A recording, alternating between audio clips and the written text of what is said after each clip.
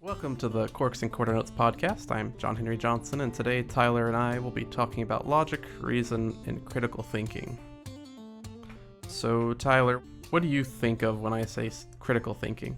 Critical thinking, I would think of as just thinking about thinking, or sort of like meta thinking, if you will.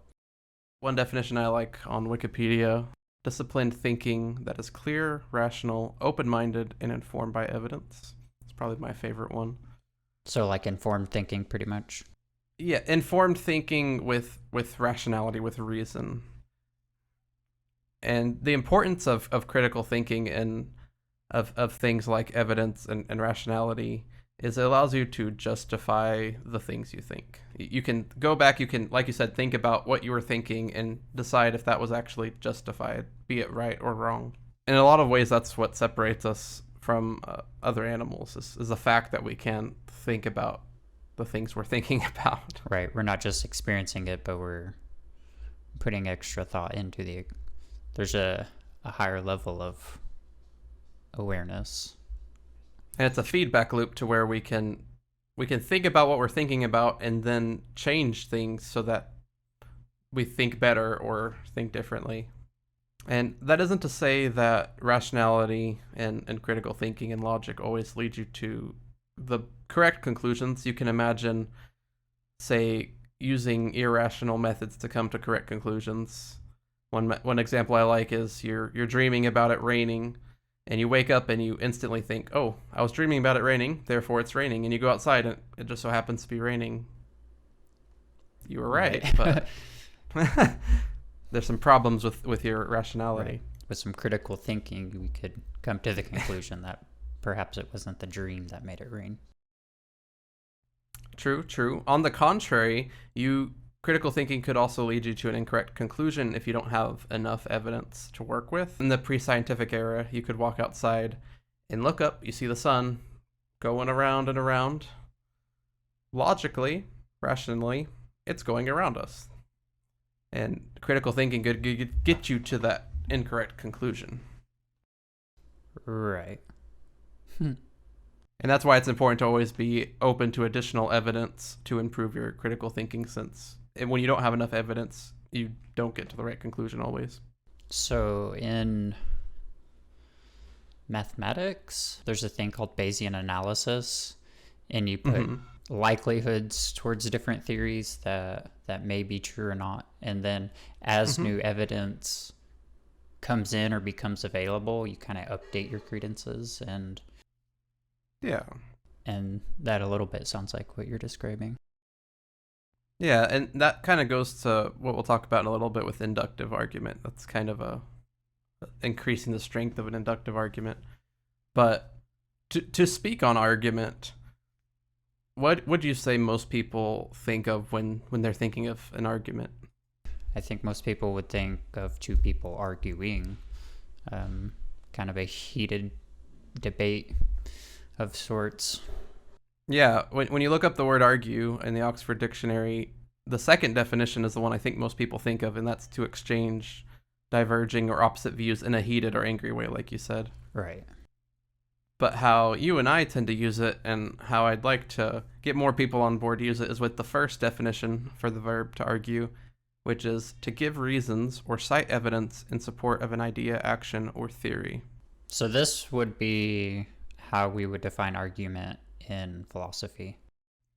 Yeah, and it's useful, I think, because for one, argument's a very useful tool, and if you start putting negative connotations with a tool, you don't use the tool as much, because then you're only likely to use those sorts of things when you're angry, and it'd be nice to use those things when you're happy as well. Right. But what most people wouldn't think of is if I just say purple is the best color because I like it. That's an argument. True. That is an argument. Anytime you say anything and give a reason for it, you're in the realm of argument. So it doesn't have to be heated, it doesn't have to be angry, and you don't even need an opponent. Arguments are one-sided. It's essentially an assertion of sorts. I can present my argument to you, and you don't have to say anything back for it to be an argument. Yeah. Assuming some things, I conclude something else. essentially, is an argument. Yeah. The two standard types of arguments are deductive and inductive arguments. So a deductive argument asserts that the truth of a conclusion is the logical consequence of the premises. So first premise, all unmarried men are bachelors. Second premise, Tom is an unmarried man. Conclusion, Tom is a bachelor. So the conclusion follows directly from the premises. It can't be any other way. Correct, as long as the argument is valid, which is to say, if what you just said, the conclusion does follow from the premises. You can imagine, and the premises are true. Well, so you can have a valid deductive argument without it being true. So I could say all flying creatures are birds. Bats are flying creatures, therefore bats are birds. So that's a valid argument where the conclusion naturally follows from the premises, but one of the premises isn't true. And therefore the argument would be unsound. Unsound, yeah. Sound or unsound refers to if the truth value of the argument. So there's constructing the argument and then there's making sure it's true. And that's how deduction works.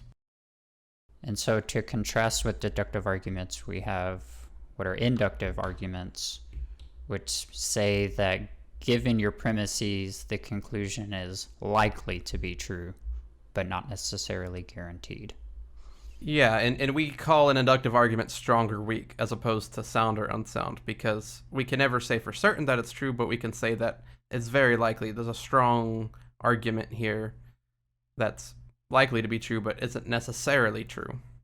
So, for example, if I have a bag of marbles and I pull out 10 marbles, they're all red, I can make a strong inductive case that all the marbles in the bag are red. Right. You can never be certain, but you can... You can never be certain, but you can say that there's a reasonable probability of that being true. And the more marbles you pull and the more of them are red, the stronger your argument is. Okay. And I would say most arguments fit into this category, especially when we're talking about informal arguments, because... absolute truths are hard to come by.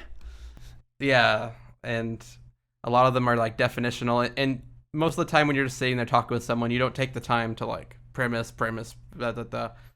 Right. You are usually just saying, it's probably this because of this and this and this. There's always a chance. Your reasons, and I see what you're saying. So in arguments, whether they're deductive or inductive arguments, Aristotle postulated that there are three argumentative appeals. You have logical appeals, ethical appeals, and then emotional appeals. And good, strong arguments typically have a good balance of these. The first one would be the logos, or logical appeal. That would be appealing to just basic logic and reason in order to support your argument. Using strong evidence, using statistics and facts and things like that. That's the logical part of the argument. And just general rules of logic and stuff like that. Now, what's interesting to me is when I'm thinking of constructing an argument, I feel like this is the only category that really matters.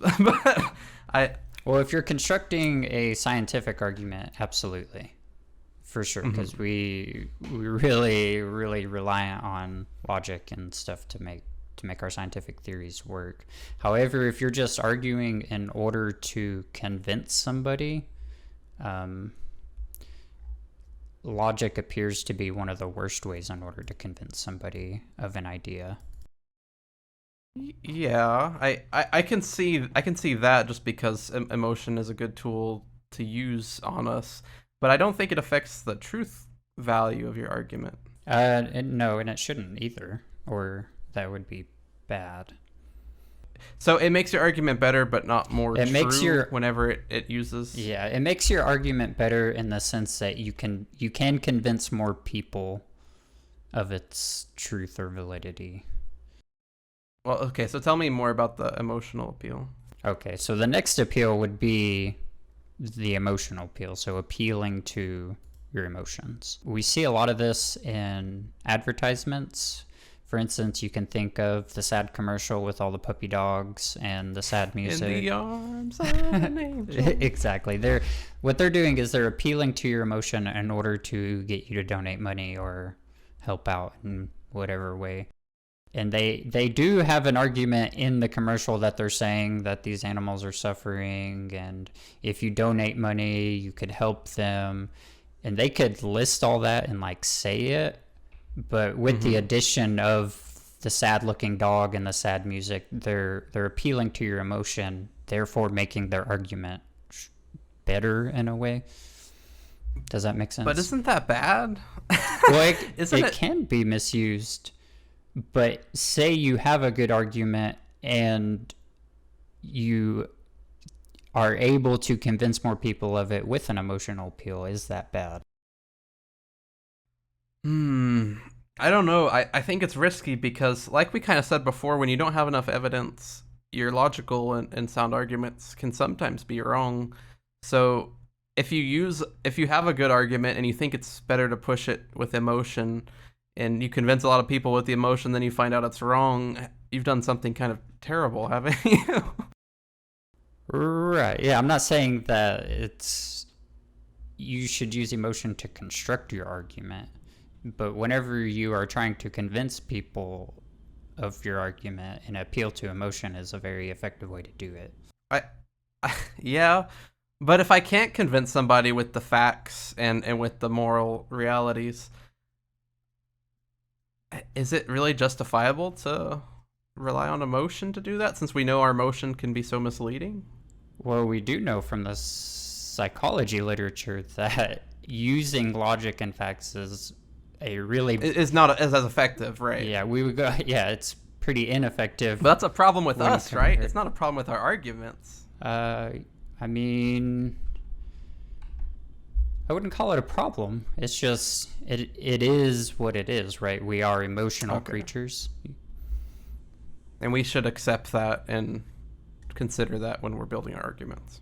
Right. On the fact that the simple basis that you can convince more people of something using emotions or appealing to beauty or appealing to nostalgia or some of these things, the fact that it's effective means we can use it in arguments, essentially.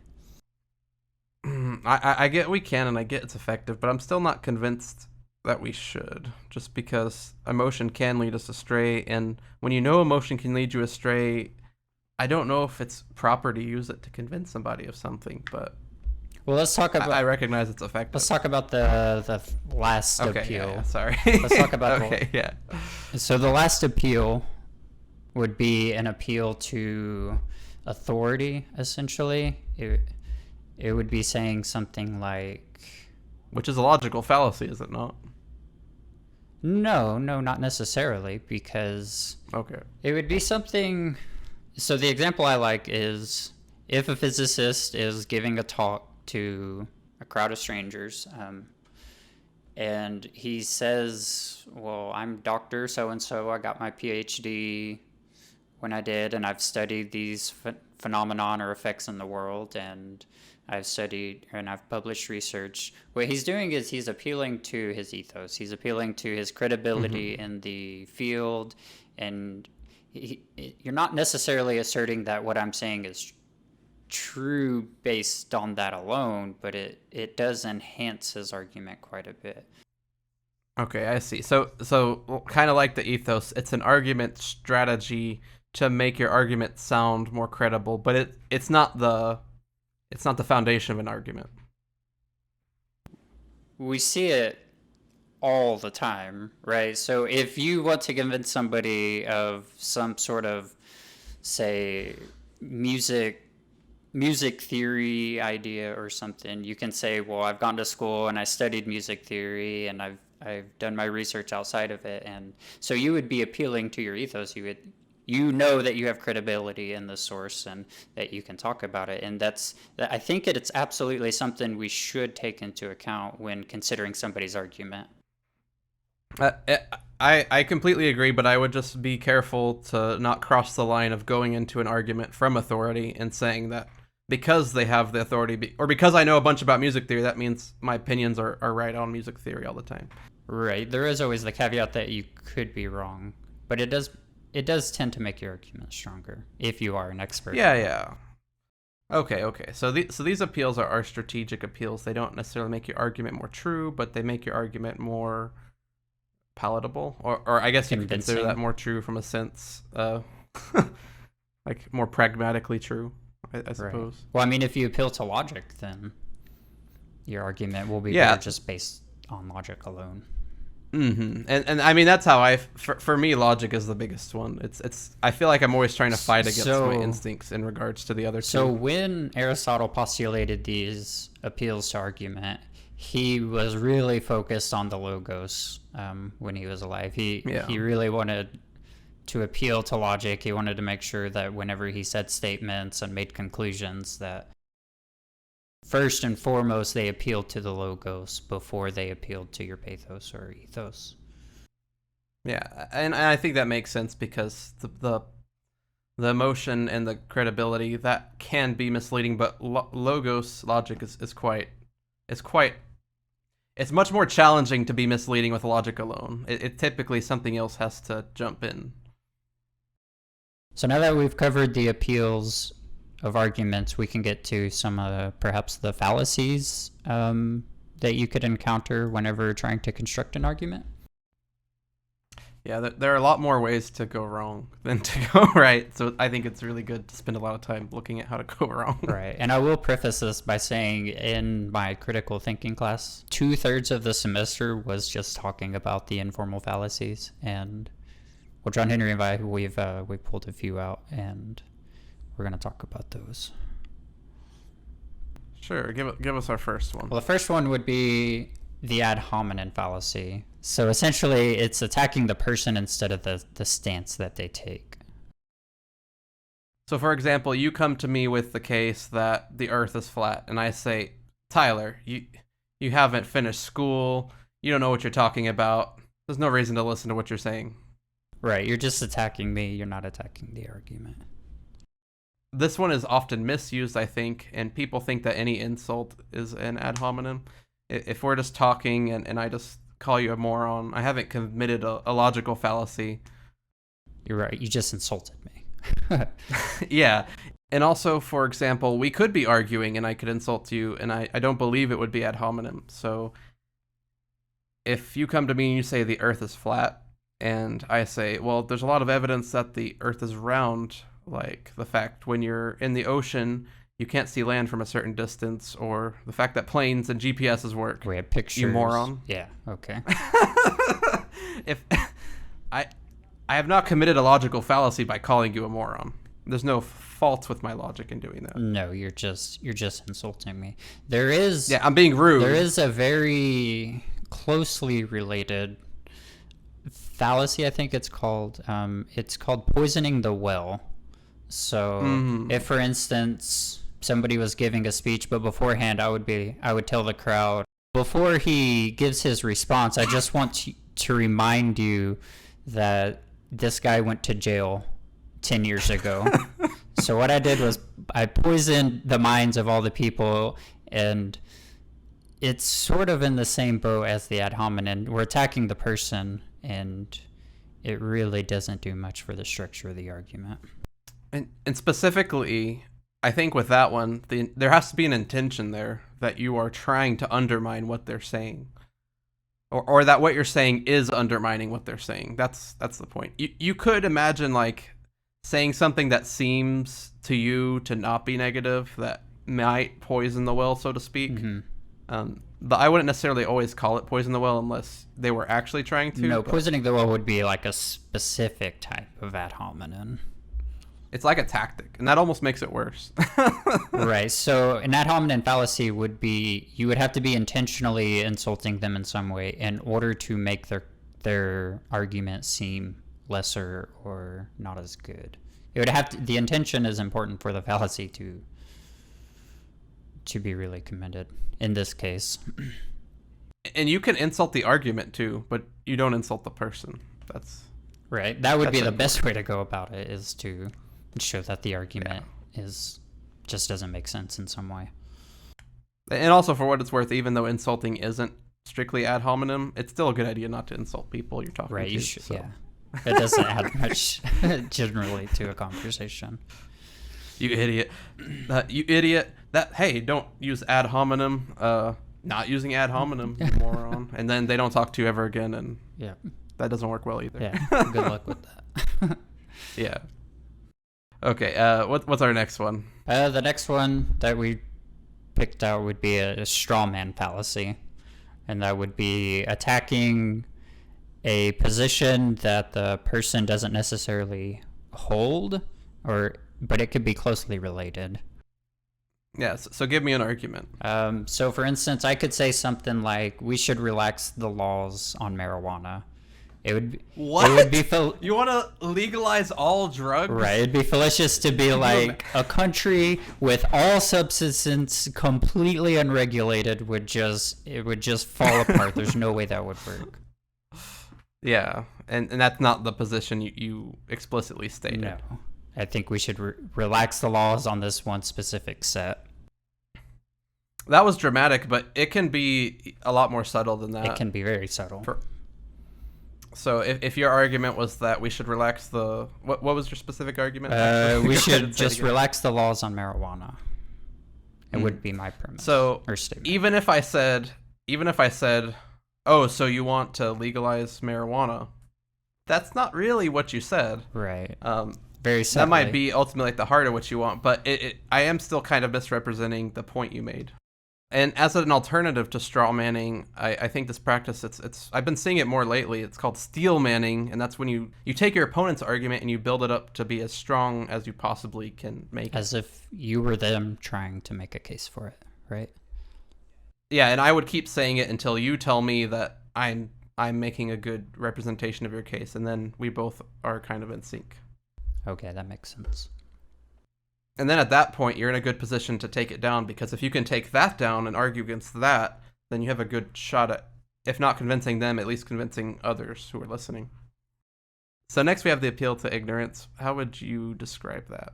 I would describe it by saying, well, the fallacy would be saying that my conclusion of my argument must be true because there's no counter evidence to support it, essentially. Say something like, because no one has ever proved that there's a creator of the universe, we're safe to assume that there's no creator of the universe. Exactly. And we can also tell that this is a fallacy by, you can assume the exact opposite thing. You could say that because nobody has disproven the existence of a creator, therefore the creator must exist. So, yeah, anytime you're appealing to the fact that we don't know something, you're committing a logical fallacy. Right, an appeal to ignorance. Yeah. Next, we have the false dichotomy. I see this all the time. People offer you two choices when there's actually a whole spectrum of choices. Right, of course. So, Tyler, you're going to come hang out with me tonight, or are you going to stay at home alone doing nothing, being lonely? Well, are those my only two options? I'm presenting it like there's only two options, but of course we know there's a lot of in between. You could go out with someone else. You could have fun at home alone. Yeah, exactly. This is something you encounter a lot. Always be on the lookout for this. Anytime anyone's saying that it's got to be this or this, you know they're certainly making some kind of false dichotomy. Now, there might be situations where it might be this or this. Correct? That's true. And usually those will be very clear. So you could say this statement is either true or not true. Right. No ambiguity. That's something that can only work two ways because it's a binary system. But if I say the best book in the world has to be Dune by Frank Herbert or Lord of the Rings by Tolkien. There's a lot of books. One of those two is there's a lot of other books it could be. So the next fallacy we have would be slippery slope, and that would be to suggest some unlikely or ridiculous outcome. So something that could hypothetically happen, but is so unlikely, it's pointless to consider it in the argument. You could say something like, if we legalize pot, then everyone is going to become a pothead, and then society is just going to get lazy and nothing will ever get done. That would be a slippery slope, legalizing pot to its utmost, super unlikely extreme.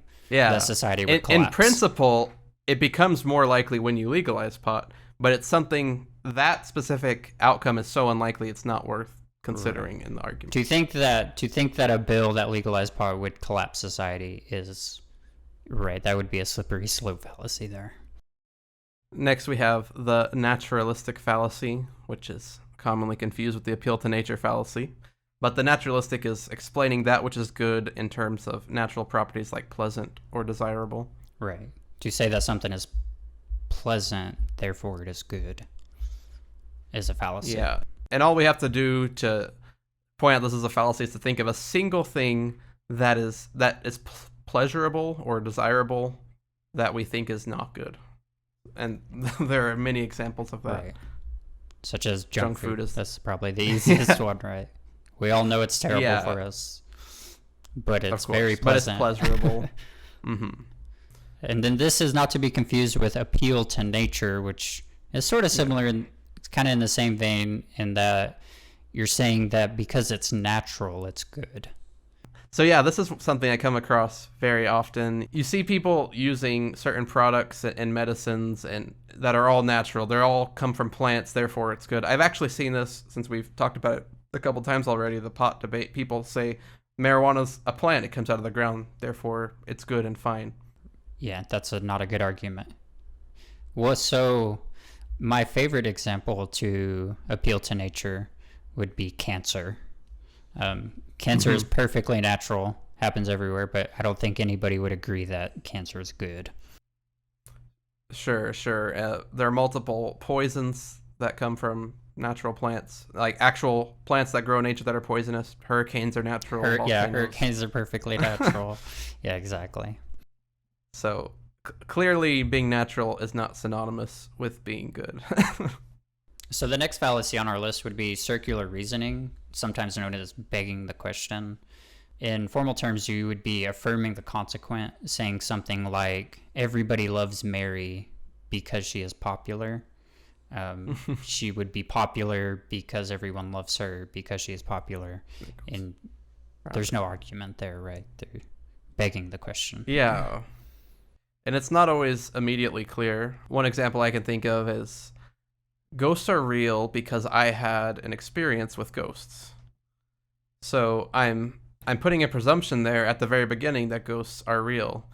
And it's not and at that point we can no longer make the other assumption that maybe my experience wasn't caused by ghosts, but because we're presuming that ghosts are real, the explanation for my experience is ghosts. So again, that's begging the question. Exactly. That's a good example too, I think, because it's not immediately obvious that it's not. Yeah, if you hear someone say something like that, you might be convinced by generally take a step back. Yeah, that could convince you. Next, we have hasty generalization, which is when you draw general conclusions with very limited data.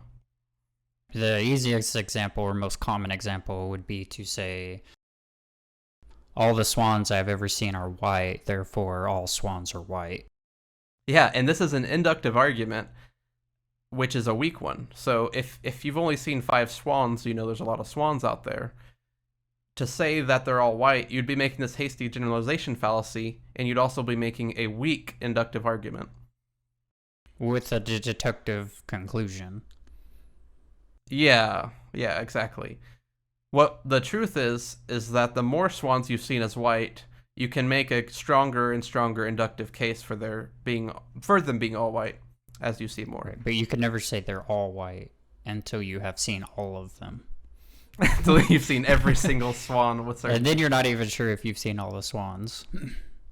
Yeah, exactly. So inductive is as best you can get in something like that. So the next one would be appeal to authority. This is, I don't say one of my favorite ones, but one I'm on the lookout for, I guess you could say, very often. And that would be, the fallacy would be to say that because an expert says it's true, it must be true.